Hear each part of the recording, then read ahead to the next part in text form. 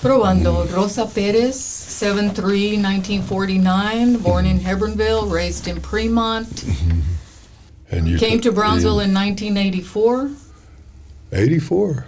Came to Brownsville in 1984. They had some openings to teach Spanish, which was my major in college, and they had done away with the high school requirement to graduate. Spanish was one of the requirements. They did away with it, and so a lot of the Spanish majors couldn't get jobs teaching Spanish.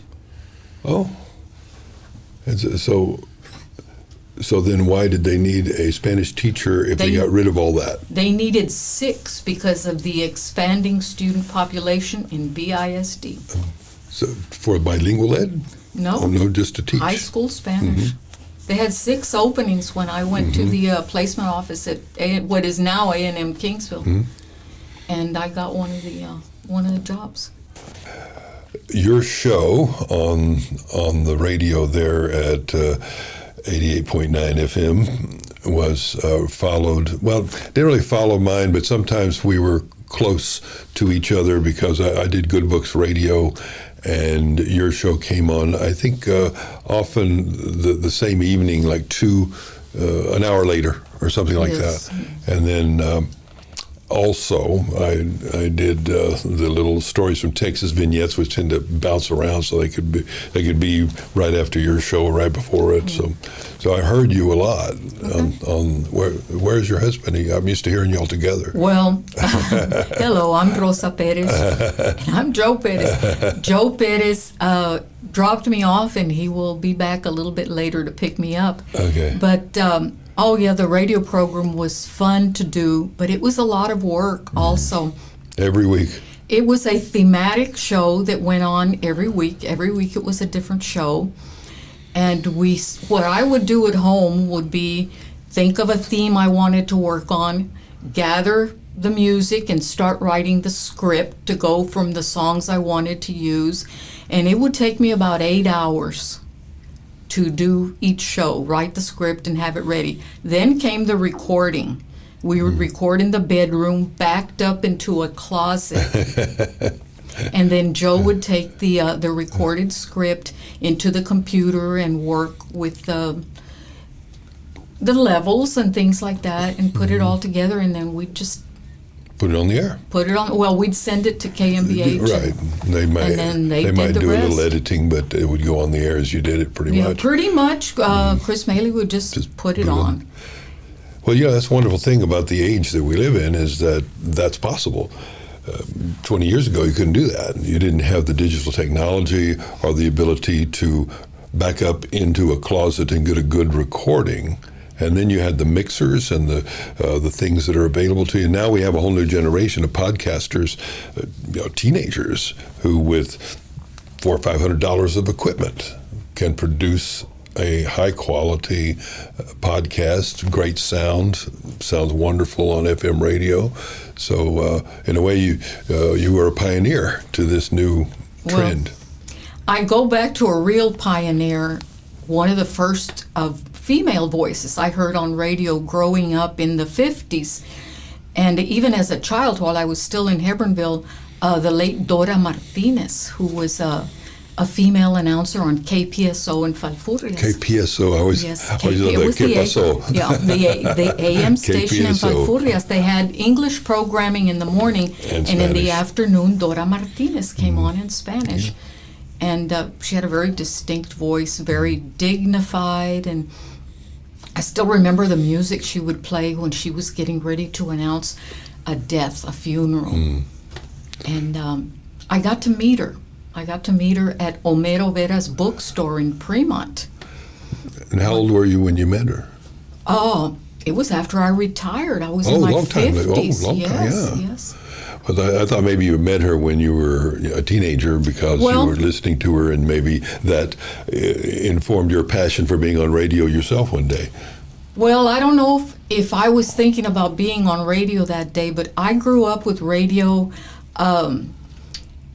Grandma cooks in the house next door, songs that come from Mexico, the radio's on, And my mother kept the radio on all the time because she was from Falfurrias. We were living in Hebbronville, and she wanted to listen to Dora Martinez. So all that golden age of cinema music that was on Mexican radio is what I grew up with. So I have this tremendous base of vintage música from Mexico, and that's basically what I was putting on the radio program north of the border that we did for the public radio here. When you were a teenager, did you have an LP collection? Did you have the old vinyl? I barely had a record player when I was a teenager. I listened to radio. I continued. There was a really good rock station out of Corpus Christi. KTSA. Well, that was San Antonio. KTSA, and of course I had a transistor radio, so I listened to KTSA. There was a radio station out of Corpus that played really good rock. And then I also listened to the radio station in Kingsville for the jazz hour. The KINE had jazz in the Jake Trussell, I believe, was one of the announcers on the jazz station in Kingsville. Well, that's so interesting that you were listening to traditional, in a sense, classic cinema Mexican music and jazz. Yeah. Well, that's who we are. We Mexican Americans we're not one-dimensional. Yeah, no. And what did your mother like? Was it the same music you liked? My mother spoke a lot of English. Mm-hmm. She was a high school graduate, spoke a lot of English. We listened to music in Spanish, and she sang. My mother would sing, especially when we were on road trips, she sang, and I learned a lot of those songs. But she also liked big band music because she had started going to dances during the Beto Villa orchestra movement. And Beto Villa was the Tejano orchestra king, and he came from Falfurrias. So I grew up with that sound. My mother loved Perry Como, things like that. Well, Falfurrias is an interesting place because you had this great mix. I remember I was telling Gabriel last week that when we had the 50th anniversary celebration of the city, the bicentennial, in this case, bicentennial meant half a century. But when we had that celebration, we had Cantiflas came, and we had Audie Murphy come. So we had, two stars from different worlds to come celebrate. I mean, truly a bicultural city. I was at the airport to greet Audie Murphy when he arrived. My dad took me. I was little, but I had seen him in movies. Yes, I was there to greet Audie Murphy when he flew into Falfurrias. You came from Hebbronville over to that? No. We lived in Hebbronville until I was 6, and then when I was 6, I started school in Falfurrias, and we were there 1 year. I went to Lassiter School, and then we moved to I went Kramer. to Lassiter School. Yes, so all the first graders we're overlapping here wonderfully. Yeah. So you went to Lassiter School, and that was the year that Audie Murphy came. Yes. Yeah. So you went out to the airport to greet him. Do you remember those wonderful 4th of July parades with, 200 horses from the King Ranch and Miller Ranch and all that? Yes. Remember those? I remember that. And my grandmother lived on Bennett Street across from the tennis courts. One of her neighbors was always in the parade riding a horse, the late Polito Garcia from the Garcia family there. And of course, we always waved at Polito when the horses came by, and I remembered Ed Wilkinson. Yes, también, El Gallo, I think they called him. Yeah, he was the sheriff for a while. Yeah, he was the sheriff at the time. And I remember Ed, and I think his wife also rode horseback when they, as the leaders of the parade. A lot of those big ranches and the foremen for those big ranches came in with the vaqueros. Literally there'd be like 200 horses coming through. Beautiful, beautiful saddles, silver.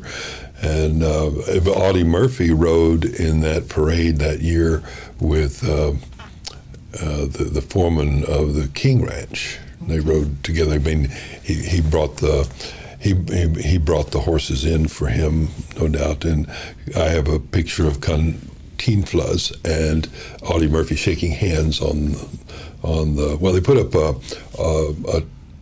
a trailer, a giant, an 18-wheeler trailer flatbed, and they created a stage on it so they could have a kind of introduction of these celebrities to the city and that sort of thing. So those wonderful times. We never missed a parade, 4th of July. Like I said, my grandmother lived on Bennett Street, and it was very close to 281. It was about half block from 281. So we would just walk from my grandmother's house. Usually in front of the courthouse, we would wait for the parade, or in front of the schools. Mm-hmm. And we just stood there, and of course, it was always something that I demanded. We go to the parade because July the 3rd was my birthday. So on the 4th, that's what I wanted to do. And of course, so we all wanted boots, but not all of us had them. No, you could get the boots. Yeah, the parade route was lined with people in lawn chairs, and it was always, of course, 102 degrees out there on July 4th. But they don't do that anymore. It's a lot of small towns had things like that. I don't know if Fremont did, but a lot of towns had things like that, and don't do it anymore because, for one thing, they don't have ranches full of vaqueros who can come in and actually be the attraction of the parade, a central that's feature basically of the parade. what it was in the parade. The horses, there were a few floats, but we just waited to see who would be on horseback. I remember there was a horsewoman, a young horsewoman, Pearlie Clegg, I believe was her last name, and she did a lot of rodeoing. Mm-hmm. She wound up marrying a man named Valadez, but she was one of the rodeo queens of the area. Oh, that's right. And the other one was one of the tennis champs from Falfurrias, Dora Alanis, Dorita. Mm-hmm. Well, one of the things, Bill McBride, that was the name of the foreman of the King Ranch that rode with, I was trying to think of his name, Audie Murphy, that rode with Audie Murphy. But how did you go from this world and listening to this music? At what point did you become a musician yourself? Oh, I didn't start, I learned to play guitar a little bit when I was in college. One of my friends, or actually one of my cousins, got a guitar, and it had a little book that told you where to place your fingers, and I learned to play Michael Rode the Boat Ashore. And that's all I knew for years and years, but then as I moved those, I think 3 chords around, I could hear other songs. Mexican songs started coming in, so, I could play guitar a little bit. I always liked to sing. Mm-hmm. I sang a lot of rock and roll. I danced a lot of rock and roll. And, I went through the whole Beatles thing in high school. But on Saturday night, we went to the dances, and the dances were usually in Falfurrias. Mm-hmm. And all this time, I liked music, but I never considered singing publicly or anything like that. My husband and I started singing together after I retired in 2001. Wow. We just figured we needed to do something, and he was volunteering at the Cultural Center in San Benito. He was actually running the Cultural Center. And they had a group from Teach for America come in one day. And, the founders, the board members told us, you all do something for Teach for America. And I asked my husband, what are we going to do? And he said, well, you've been singing the songs of the Mexican Revolution in class. Talk to them about how you do that to teach the Mexican Revolution. We'll sing the songs, and that's how we hosted Teach for America teachers at the Cultural Center. And from then on, it just became easier to be on stage, and then we started volunteering at the nursing homes to just come in and do serenades, and then they stretched out a little bit longer. And before we knew it, we got contacted by the representative for Texas Commission on the Arts. They had a rep here in the Rio Grande Valley, and she said, I want you all to apply for the touring roster. And, we applied, but we didn't exactly know what we were getting ourselves into, but we started touring with Texas Commission on the Arts, and went all over the state of Texas doing presentations, and whatever they charged to have us there, Texas Commission would foot half the bill. So actually it was good for everybody, and we were representing the Rio Grande Valley doing that. And but you were also teaching culture. Oh, absolutely. And cultural history, which is not taught. We did music lectures, is what we started out doing with, and that was the same thing that we presented on the radio program, except that on the radio program we used recorded music. But when we went live as a duet, it was a music lecture. And we did a little residency at the museum at the one next to the Stillman House, the Brownsville Historical Association. We were there for a year and a half with Texas Commission on the Arts supporting us, and we would do a music lecture first Sunday of every month, and it was a different one every month, and we would learn up to 10 new songs for that lecture. Always Mexican roots music, and every now and then we'd bring in an extra musician. That's a lot of songs to learn. That's a lot. Well, what you would need to understand is that I knew a lot of these songs already, and folk music is simple enough to where you can get by with what are known as the cowboy chords, 3 chords, and you're into it. So the same things that I knew all along, I was able to apply to these songs. The people were there more for the discussion than they were, and then of course the duet that my husband and I were doing was very folky. It was, we like to refer to it as music that makes you feel close to the earth, because it's that ranchero sound that, it's ranch music. So the people... Did Joe also grow up singing these songs? Joe was actually a member of a musical family, but he didn't play. His grandfather had 6 brothers who all played guitar and sang. They sang in the ranches around the Duval County area. But Joe's grandfather wasn't musical. He did custom slaughtering, is what his grandpa did. So Joe grew up hearing the music but not singing it. Oh, he was a big rock and roll fan. He had the album collection. Oh, he did. when we got married. He had Led Zeppelin and all that. He had Beatles. In-A-Gadda-Da-Vida. That's a great song, In-A-Gadda-Da-Vida. Yeah, I remember, and he was a big Bob Dylan fan. I was playing that song for my wife recently, who's from Mexico, and she said, but it doesn't mean anything. In-A-Gadda-Da, what is that? And I said, I don't know. I guess they thought it sounded cool. Yeah, it was one of those records you had to have because of the length, I think, or one of the songs you wanted to do. But I'll tell you, I still listen to it now and then. I ask Alexa to play it because I like that drum solo in the middle that goes on for like 10 minutes. So, From the rock and roll background that we were hearing in school, both of us were in school at a time when we weren't allowed to speak Spanish on the school campus. So the culture was screaming at us from other directions. We were both friends. We both had friends who enjoyed the rock and roll. Joe was a very good dancer, and I danced too. So when we'd get together at parties, we did, all the mashed potatoes, the Slauson, the jerk, all the songs, whatever we saw on American Bandstand. The Watusi. Yeah, Watusi, twist, of course. We could do on the dance floor. Now, we were not a boyfriend and girlfriend at the time. We just had common friends, and we liked to dance, and we liked music probably more than the other kids. He was in band. I wasn't. I don't read music or anything like that, so... Well, in this time that you were dancing, did you do any of the traditional folklorico, or did you do any dancing that was of the Mexican heritage type dancing? Oh, of course. The Saturday nights at the dance hall. At the VFW, right? At the VFW in Falfurrias. Yes. And they had live bands at that time? They had live bands, and probably one of the highlights of my dances there.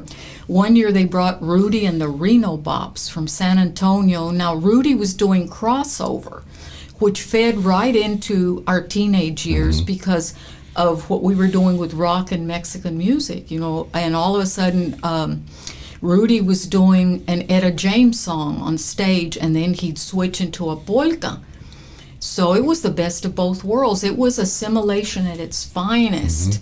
Or maybe more acculturation than assimilation. Well, yeah, acculturation. So all the Mexican dances, It's not really folklorico. It's maybe just polka. We did more polka and vals, which is It's kind of the Mexican version of two-step, right? Yeah. Of the country western sort of dance. Yes. Well, except that the polka is more the Germanic tradition Mm-hmm. of Texas, and it's faster and it's more fun. The waltz, the schottisch. Well, let me ask you out a second. The polka was really an imported influence in Mexico, wasn't it? It came from Poland or something? I don't really remember. Well, I know it came with the accordion. With the accordion, With right? the accordion. And in Texas, that's how the settlers that came in with Mexican independence and that kind of thing brought the accordion, and it caught on here.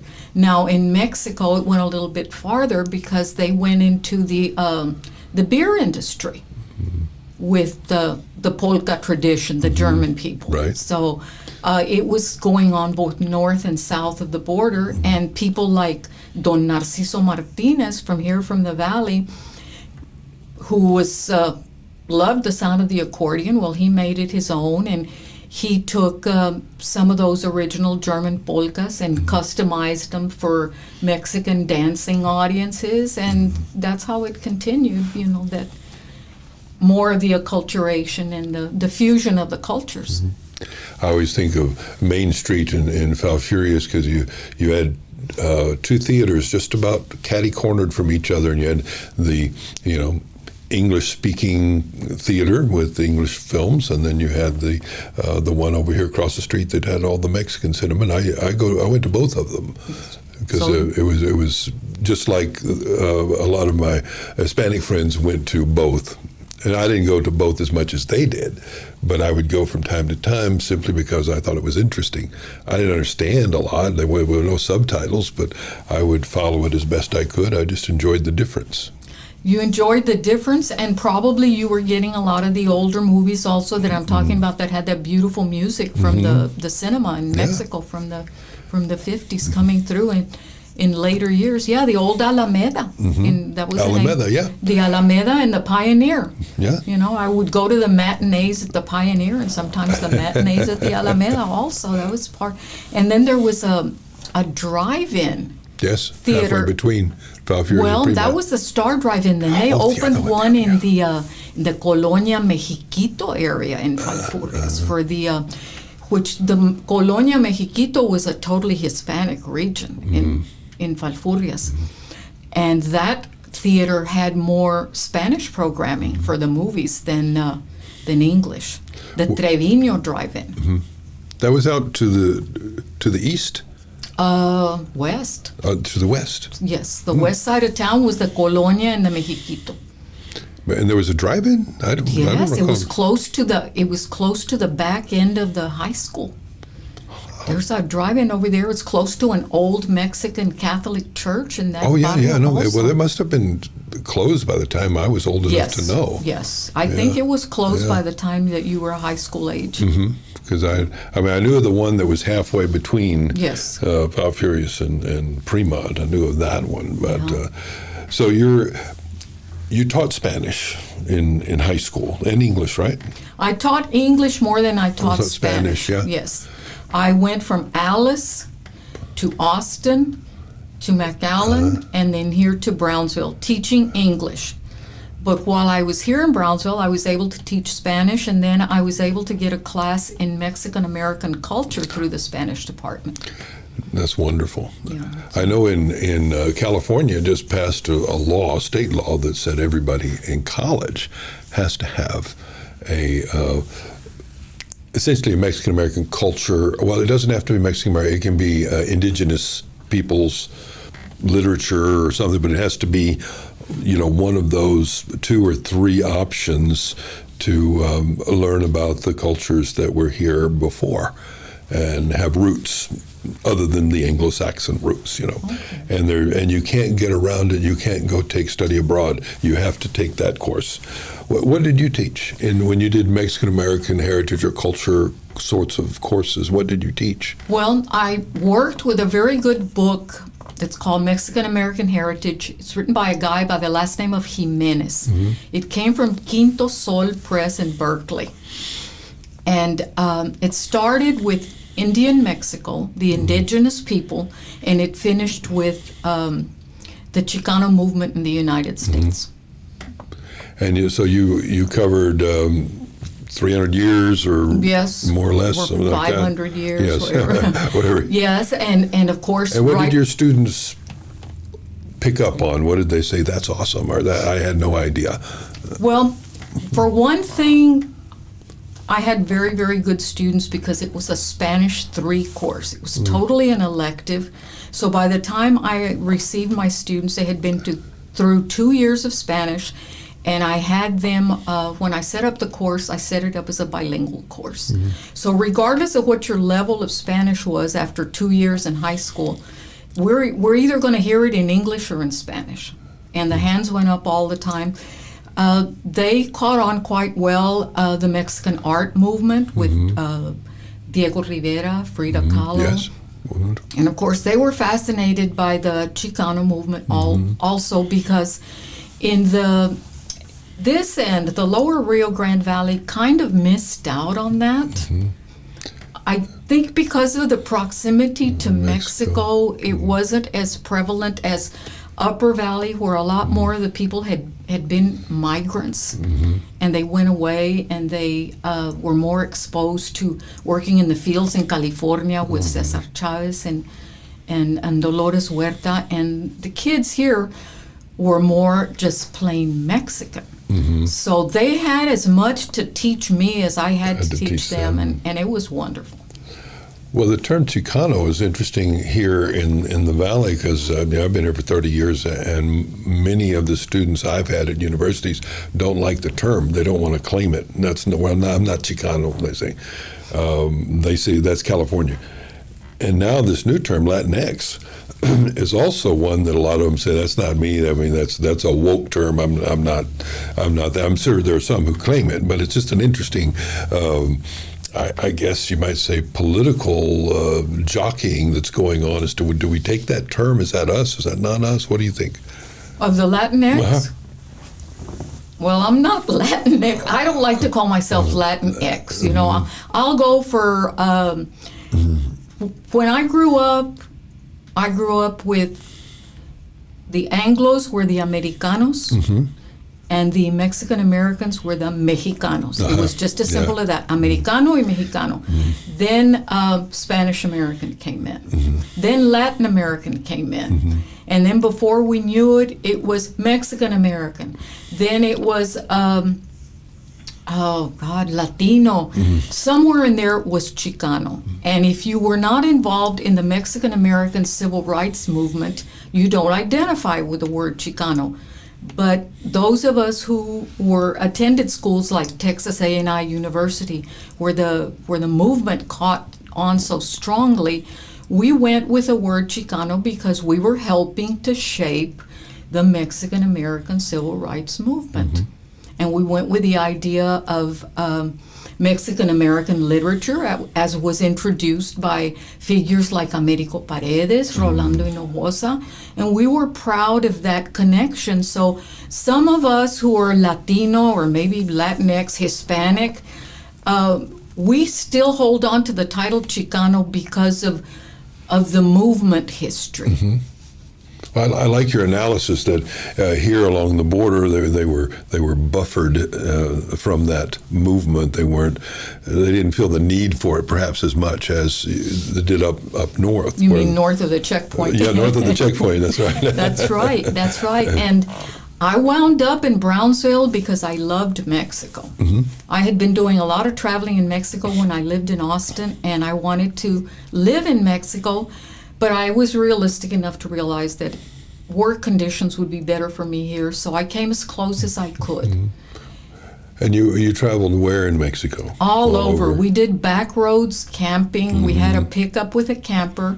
You and Joe? Yes, Joe and I. With the first time we went in at the West Coast. We went in at Arizona on the way back from California and traveled all the West Coast.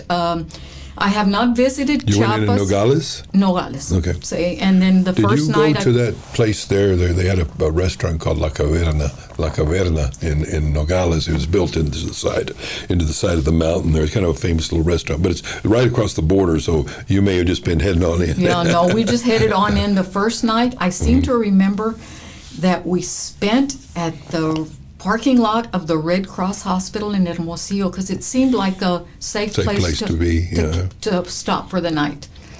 And then, what year was this? I want to say 77. Oh my, that's a long time ago. Yeah, 77. We were living in Austin, and we would take off for a month into Mexico. And at that time, you could do a month conservatively, 2 nights of camping, go into a hotel to clean up the third night. You could do that for like $300 a month. Sure. Yeah. The glory days. The glory days, and it was very safe. Yeah. Well, when I was 30, I drove all the way to Oaxaca by myself. No hay problema. No problems from anybody. Just kindness for a stranger. I wouldn't do it today, but it was those were, and even right here, we've talked about this with many of the guests who've come in about a kind of longing for the 1980s and 90s here on the border. Everything was just, as I like to say, the river was an informality. It was just the other side of town over there, and now it's we're cut off. Now you need a passport. Yeah, now you need a passport. Yeah, no. I like the honor system, Yeah, no, it was, my husband had this idea, we should just, one day out of the week, just open the bridge and let everybody just come and go as I like they that. want. That's a great idea. I remember Fridays going with, I worked at Hannah High School, and at the time they had when I came here in 84, they had a recruiting program like the beach, stay and teach. Oh yes, I remember those signs out there. Yes, The and spring break. Ovidio Barber was the personnel director, and he did a real good job about attracting outsiders to come to Brownsville. Yeah. And I got hired on the spot when I came here, and along with a lot of the other outsiders. My husband had not come to interview for a teaching job, but he was waiting for me across the steps at the courthouse. That was the old personnel office on Madison. And Mr. Barber said, "What does your husband do? Does he have a degree?" "Yes, he has a degree." "Well, we have a job for him." I said, "He even has a teaching certificate. Call him. Tell him to So call. I stood at the door and called Joe. "What do you want, Joe?" "They want to give you a job." "I'm not dressed for an interview." He went, "Come on anyway." So we got in with a lot of the outsiders who were coming in to work, and Hannah High School was so huge. It was like a junior college campus. And with those outsiders that came in, since we were outsiders also, we developed a kind of an affinity for one another. It seemed like every Friday night we were getting together with a group to go across the border to eat at Mocambos. The Mocambos. Yes, I remember. I remember Jim Priest was one of those outsiders. You know Jim Priest? I know Jim Priest. David Handelman. I only know Jim Priest from San Miguel de Allende because he moved there and made a living selling jewelry, and as a kind of a informal exporter, I guess. He would get jewelry and goods from there, and then he would drive it up to the East Coast and sell it, and a very interesting guy. Yeah, he worked at Hannah High School for many years, and during the summers, he would do tours, different, into Europe. He liked to go to Australia a lot, but he kept his car at our house. Yeah. And he would, his mail would be delivered to our house, and so we were really good friends. And the other one that I've been friends with since day one at Hannah High School is David Handelman, and we started doing music with David there at the house. At the time, David and my husband Joe were into blues. So on Friday nights, a lot of the times, jam session with blues, David started with saxophone. Oh. Of course, now he does real nice jazz guitar, but he started with saxophone. But I think of the saxophone as kind of being the kind of the heart of the blues in a sense. Well, let me tell you, at the time, we would divert him. We listened to blues on recordings, and he and Joe would jam blues on guitar, but I wanted to sing Mexican music. So when we would switch to the Mexican music, David would get the saxophone, and it was too loud. Go to the next room, David. Well, I can't hear you. Go to the next room. What we finally settled on was a big Nerf ball that we would put in the horn of the saxophone, and David would accompany us on música mexicana. So we were doing, that kind of music, and of course, mostly listening, but a little bit of dabbling, and we didn't go into formal performances, like I tell you, until after we retired, because we needed something to do. We started doing the musical presentations and volunteering more at the Cultural Center, and we started a writers forum for new writers, and then the musical performances just kept going, and we were actually making a little bit of money doing it. So, have you, since the NPR station was taken off the air, which was great sadness for all of us, what have you been doing in as an extension of North of the Border of that program? Now you're doing primarily live shows? Anymore, because of old age issues like arthritis and things like that, we do very few live performances. And it usually involves, going back to the old format, a music lecture, and a short one at that. But as far as North of the Border, the radio program, we have close to 100 programs that are sitting there at home. They're recorded. I have all the scripts. And we should put them on this radio station. Well, Joe and I talked about that, and since he's he's the one who does the technical aspects of it. I'm sure he would be willing to discuss that, because people seem to enjoy it. Just last week, I heard from Linda McGonigal. She lives on the island. I know Linda.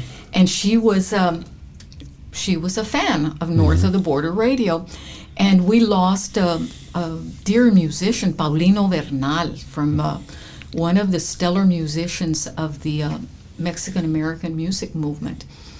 And Linda saw one of my comments on his obituary, and she messaged me, "Didn't you used to have him a lot on the radio program?" Yes, I had him a lot on the radio program. Because Linda grew up with some of that music, some of her old friends that she was raised around. So she's familiar with a lot of that music. And I remember when I had a Linda Ronstadt show on Linda Ronstadt singing in Espanol, Linda called me also to tell me how much she had liked it. So the radio program is available. Okay, well, we'll talk about that. We need to, one of the options for this radio station is to use it as an NPR station in a sense. Because it's a low power station, it's hard for us to make it an NPR station because of their specific requirements. But I have talked to NPR about perhaps creating a series of these stations like this that would be networked together across the valley, and that could be an NPR network, informally a network across the valley from McAllen to here, so we can recreate what we once had. We just have to do it with a little different technology. But to the person listening, it would make no difference. They'd hear it from Brownsville to McAllen, and when they were driving or whatever. So we're trying to think outside the box about new ways to recreate what we once had. We're the largest metropolitan area in the United States without an NPR station. Well, I sure enjoyed the other one when we had it. Yeah. And it was a privilege for me to, it came from out of the blue, because there was very little Hispanic programming on the NPR affiliate out of Harlingen. And I happened to mention to Eugene Novogrodsky, the late Gene Novogrodsky. Hey, wait a second. You okay? There we go. Sorry about that. And I told him... Wait just a second. Just start over again so that you can delete that. You're the great who? Well, the late and great Eugene Novogrodsky, who was one of the premier supporters of the arts here in Brownsville, he was a big supporter of public radio. And I happened to mention to him one day that I enjoyed the Hispanic programming that they were featuring on public radio, which was a conjunto music show. But I thought that what was lacking was something with a little more educational background. Right. Something shorter, just, a little, like I mentioned earlier, a music lecture. Well, Gene went to the radio station and told them I had a radio program ready to go. Actually, it was an idea, and he said, they're ready for you at the radio station. So he put me on the spot, and he was a dear friend, and of course I wanted to please him, and I started doing the scripts for North of the Border. And sometimes that's all you need is the green light and a little pressure. Yeah, and God, I wouldn't change that for anything. The time that I spent there and doing the radio program, which was so much work. I think I have arthritis in my fingers now because I would handwrite my scripts and then turn them over to my technician husband, who would type them and weave in the music and the mid-show promo and he'd put in the intro and the outro, and so there is some work, and his part would take him about an hour. So I'd say that it's close to a 10-hour effort for each show. When you do a show like that, it's epistemic, meaning it teaches you things by the act of doing it. It enlightens you. You learn things about your own art and craft and history and culture. So what did you learn about you and your culture and the Mexican-American culture by virtue of doing that? Well, I always loved studying, learning about my culture, and of course, music is a very big part of culture. Yes. So I was able to not only learn more. It went beyond liner notes, reading liner notes to do a script about the music, because I also had to do research on the internet. So you learn about people and their efforts, other Mexican American people like you, and what they did, and for a while it seems like your effort is not that difficult at all compared to what other people had to go through. So the learning experience was great. First of all, I couldn't believe that I was actually doing it, that I was on the radio, that my voice was on the radio, that I actually, this may sound, egotistical, I enjoyed listening to my voice on the radio. And I liked teaching. Yeah. I loved my teaching job at the high school. I was ready to retire. So this was an extension. Yes. On a just a very quick message to my audience. This is what I have to do for you, and suddenly you're reaching thousands of people rather than 20. Exactly. So and you I was have a much larger audience. I was still teaching, and I was putting out my taste in music, and people were enjoying it and appreciating it. I had Juliet Garcia approach me in a restaurant. She was the president of the university at the time, to tell me how much she enjoyed the radio program. Hilda Tagle, the judge, the federal judge, who was another one of my fans. I was, honored to get those compliments. And Manuel Medrano. Yeah, it's very gratifying. Yes. Well, in fact, I'm glad you mentioned him, because I know he did a little documentary on the accordion. That's what was clicking with me when we were talking the accordion, about that music being imported and, in a sense, refashioned and perfected, in a sense, within the Mexican culture. So, but he did a documentary on that. I just don't remember the exact details, but I know the accordion was, as you pointed out, the core of that movement. So very, very interesting. He and I graduated at the same time from A&I in Kingsville, and we became friends at the Cultural Center in San Benito, and then we helped one another. He helped me with things for my classroom, and then I promoted his class to my students.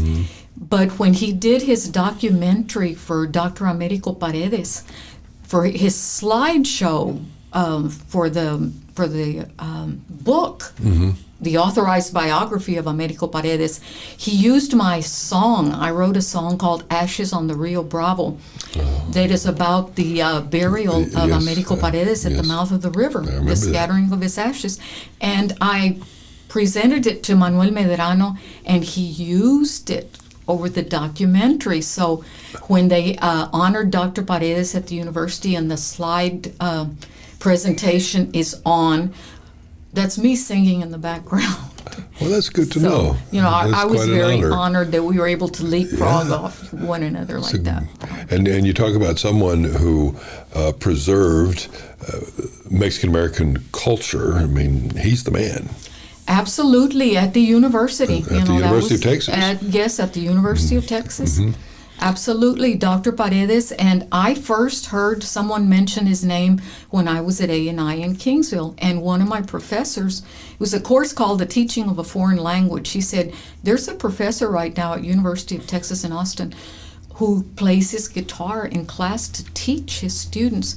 So for one of my teaching lessons, I brought my guitar to class. You know, all it doing, you know, when a light went on, and I brought my guitar and I sang the old Mexican Revolution song, Adelita, and I taught a little segment of the Mexican Revolution and sang the song for my class, and I made an A. That's wonderful, wonderful. But you did that when you taught your students too, right? Yes, I did that when I taught my students. I always kept an old guitar in my closet at the high school level. The last 5 minutes of class, I always shut down early, and it was just what's going on in your life and yours, and somebody would always say, can I play your guitar? Yes, you can play the guitar. And sometimes we sang, you know, you can't do a whole lot in 5 minutes, but, you know, you give the students the opportunity to do what you like to do also. And then from there, before I knew it, I wanted to write my own songs. And that was a big learning experience also, more than anything else, that you could write a song, you could add music, and then before you knew it, somebody like my friend Emilio Crushell would want to have his band do one of my songs, and then, go ahead, Rosa, you sing it, and before, you know, then one of my songs is on his album, and then when another one of my songs gets on another album, and, you know, that's how people help one another out down here. So, you know, Brownsville's been good to me. There does seem to be a wonderful synthesis within the artistic community of musicians, artists, sculptors, whatever. There's a beautiful helping that goes across media. It's really encouraging to see that. Yeah, the late George Ramirez was a big supporter of what we were doing on the radio program. And his work continues because this is, in essence, his radio station. Oh, absolutely. So if he hadn't had the vision to put this together, we wouldn't at this time be able to showcase those of you with these great artistic talents in an effort to create a kind of renaissance here in the artistic community. And I noticed that the music took off. Of course, George, with his the Latin Jazz Festival, we knew virtually nothing. There was a Latin jazz station in Corpus, or a program actually. It wasn't a station. And then after George brought it in, was, you know, we open up our minds and keep opening our minds. And he was always a big supporter of what Joe and I did, especially at the radio station.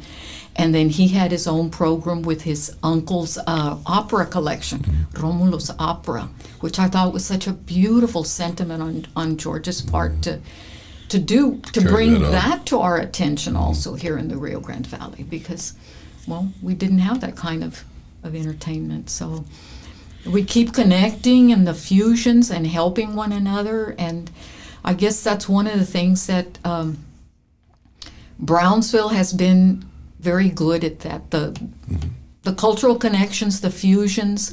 It was previously known as a primarily bolero region here in Brownsville. The bolero genre was very, very popular. It came up the coast from the Tampico area, made it to Matamoros. The bolero comes from Cuba.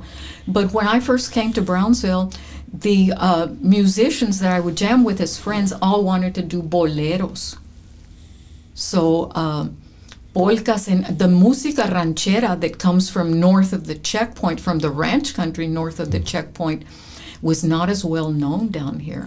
The bolero was a very sophisticated sound. You know, the drive-in, Garcias, they all had bolero musicians, and they made their way into Brownsville. And so the listening audience in Brownsville, it took a little bit of work to get that rustic ranchera sound that my husband and I do, to get it into their system. And of course the music lectures helped because they were familiar with it, but their tastes were more sophisticated musically, actually. So did they see the ranchero music as, old style music? Old style, rustic, less sophisticated. It was almost to the point when I first came to Brownsville and they heard me speak Spanish. Of course, my Spanish is very ranch-oriented. One of the students told me, "Why does your Spanish sound raw?" And I said, "Well, for many years, I was not allowed to speak Spanish, so I'm relearning a lot of my Spanish from you guys here. You know, you gotta help me." And of course, they were wonderful. The students that I had in Brownsville, and a lot of them were from Matamoros and further in, wonderful, wonderful, benevolent kids. You know, I had a full-length mirror. When you opened the door to my classroom, you immediately looked at a full-length mirror on the opposite wall. The kids would walk in and straighten themselves out and sit down. And I had one student who would tell me, "Why do I always feel so good when I walk in here?" So, you know, they were such good students. That is nice. That's a nice memory. Thank you so much for coming in, Rosa. It's great to meet you. I've heard you on the radio for years. Well, I heard you too, and it's nice to meet you also, and it was a pleasure being here. And we will work at getting your shows on the air again, because it's an important linchpin, I think, in the cultural education of this community. Well, I agree. I'm all for education, and especially if music is involved. Wonderful.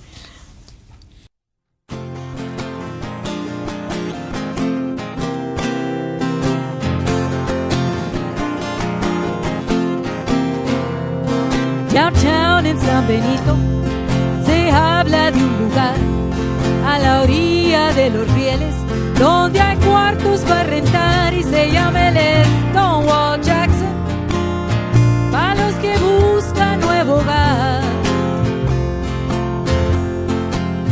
Just ask for the Stonewall Jackson, tiene cuartos para rentar. De la punta está el loco Moisés, alegando sus razones al derecho y al revés. He lives at the Stonewall Jackson, recibe cheque cada mes.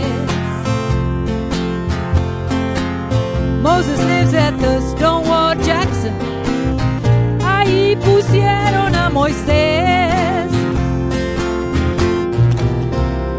Los tacones de crucita picotean al pasar, se persina en la puerta y se sale a trabajar y camina del Stonewall Jackson to make the round of all the bars. She walks from the Stonewall Jackson, crucita sale a trabajar. Pachuco de McAllen la espera en Lopez Bar. He puts his arm around her and he takes her to his car. He se van al Stonewall Jackson, don't have to travel very far. El amor del Stonewall Jackson con el Pachuco from the bar. Downtown in San Benito.